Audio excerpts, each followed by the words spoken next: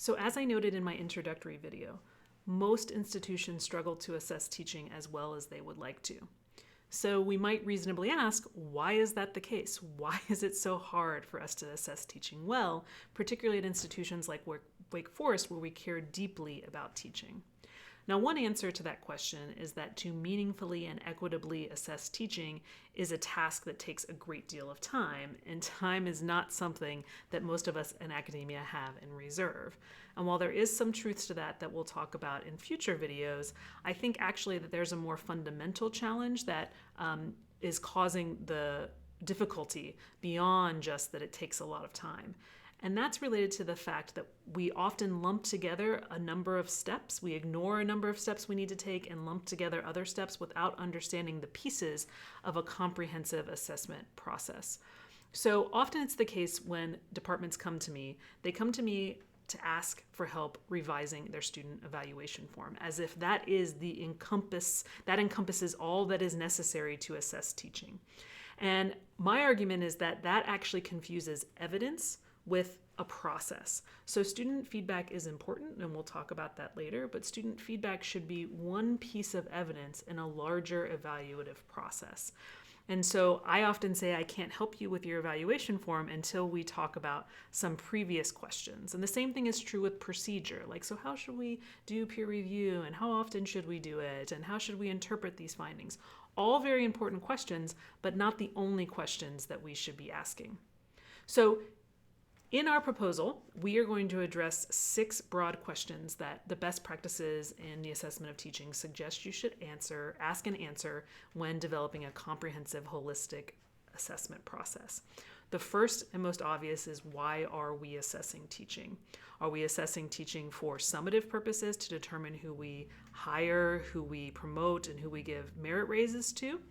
Or are we assessing it for formative purposes to help faculty actually improve their teaching, or any other number of purposes? This question will then help shape the way we answer the next question, which is, what activities do we actually want to assess to make that judgment? So this turns out to be really tricky, in that we all know in-class activities, whether it's online or in person, count as teaching. But there are a number of other activities that we do in higher ed that we think contribute to the educational mission of the institution, and that should be acknowledged and rewarded in our assessment processes. And we aren't often clear about which things count and which don't. Then the third question is about, what is our approach to assessment going to be? And just as in our courses with our students and in our assessment processes writ large, we have to decide whether we want to assess the individual in relationship to a standard, or to assess the individual in relationship to a norm, to one another. So are we interested in whether they have met a standard, or are we interested in whether they exceed the average or they are below average? So you can think of this as somewhat like the Lake Wobegon problem, where if you have truly exceptional teachers at your institution, it's going to be even harder to be above average, and you might actually be quite good being below average in that case.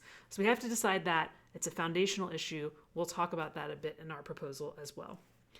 Then the most important question we can ask and answer in the entire process is about our criteria for teaching effectiveness. What does it mean to be an effective teacher in this system?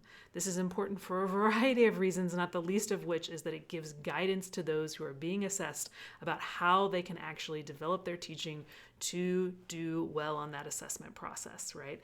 This is extremely important for transparency, and it helps our new faculty and also some of our older faculty actually improve. In addition to that, it guides the next questions that we answer. We often avoid this question because it is so hard to answer and we aren't confident that we know. There is a lot of research on best practices for good teaching, but we often don't know it, and also are concerned about disciplinary differences. So we often punt this question and just let the peers or the students determine their own criteria for what good teaching is. And we know that that leads to a bit of chaos and lack of transparency in our processes. So I hope we'll spend a lot of time, and we did spend a lot of time talking about this in the development of our system, about what criteria we want to set for excellent teaching at Wake Forest. Once we have the criteria set, once we have that big win, we can then move on to questions of evidence, and it's much easier to decide what evidence actually matters once we have criteria, because there are some criteria that suggest certain evidence is most important and other criteria suggest other evidence is important. And one of the greatest things about having clear criteria is that you can also have all pieces of evidence speak to the same criteria, which helps allow for more validity in the ultimate comprehensive assessment of teaching. So while students may not always be giving us a 100% valid answer to a particular question on a particular criteria, if we also ask peers and the faculty member themselves to reflect on that same criteria, we get a much more robust picture of their teaching, and it's easier for us to make a judgment. And then finally, and most importantly, we should be talking about procedures, about how we interpret the evidence we get. I often share with folks that while our concern is rightly directed at student evaluations and the way in which they may be biased, there's often just as much, if not more, bias in the way that the evidence is interpreted to make a judgment about whether you are or are not an effective teacher. So it's just as important that we create procedures to make that more equitable and transparent, and to guide those who make those decisions about how to mitigate for their own biases in making those judgments. So these are the 6 questions we're going to ask and answer in our proposal that we think all other institutions should be doing if they want to develop a comprehensive approach. And we're going to go through them question by question and get your feedback about what you think about our proposal. Our next presentation will be about, the next video will be about the purposes of assessment and the various reasons we might be doing this kind of assessment and how that shapes the way that our systems will look.